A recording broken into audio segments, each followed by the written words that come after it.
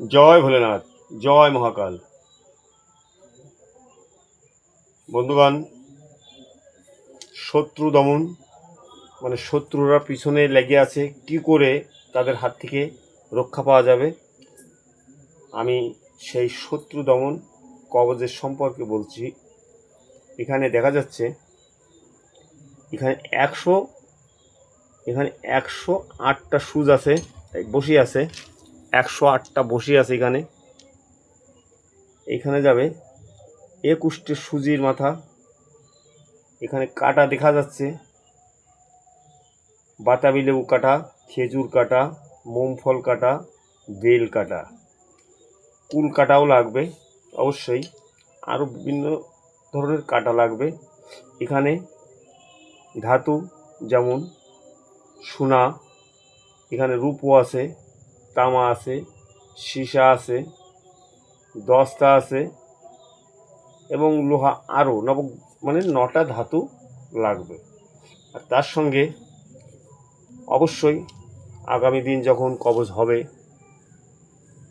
বা তখন আর কি গাছ তুলতে হবে, তিথি অনুযায়ী, টাইম অনুযায়ী গাছ তুলতে হবে। সেই বিভিন্ন গাছের শিকড় দিয়ে এই যে শর্ট চক্রগুলো আমি তৈরি করেছি, এই শর্ট চক্র দ্বারা সব, এখানে শর্ট চক্র, বিভিন্ন ধরনের শর্ট চক্র, এখানে কোনোটা কালি দিয়া না, এখানে সব কুমকুম, গোরচনা,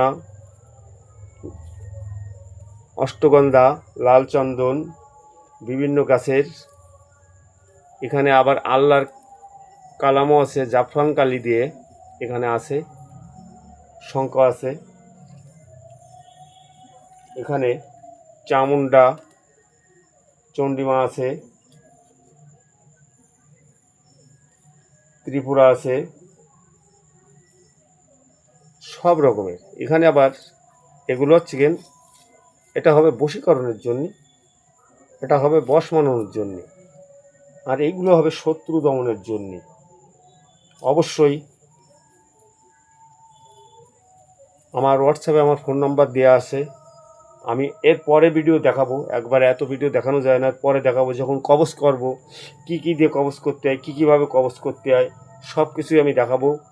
কী কীভাবে কাজ হবে সব কিছু দেওয়ার পরেই তো তবে কবচে কাজ হবে। জয় মহাকাল, হর হর মহাদেব।